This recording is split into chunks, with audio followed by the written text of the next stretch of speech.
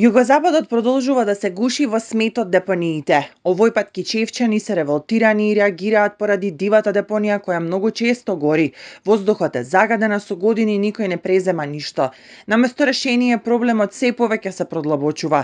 Стравуваат за своето и здравието на децата, особено оние кои живеат блиску депонијата. Сите умираат, значи умираме фактички. Ја моментално сум клиент на хематологија и таму професори имаат кажано дека од Кичево најмалце имаат 700 пациенти што се од Кичево, од таа депонија. И од Ослоне, значи градов е гроб. А овде гледам собрани 100 души немат, 200 колку имат, нека се 300 нека се. Ова е срам за Кичево. Срам без разлика, срам прво за градоначалникот, срам за цела ова што е општина Кичево, што се овде партии, што се сите тие таму што се чукаат гради, а ние умираме. На 30 метри од куќата ни е дивата депонија. Позасегнати колку да видиме, не знам. Демек имаше некој рок, ама од тоа ништо. Наискрено очекувавме дека ќе се отстраните, ама нема.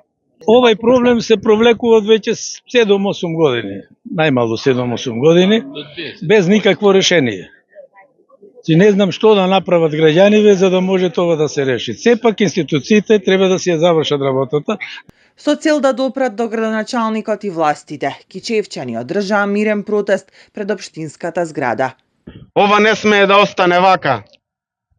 Ги повикуваме надлежните институции, јавното предпријатие Комуналец Кичево, единицата за локална самоуправа од Кичево, па и Министерството за животна средина и просторно планирање.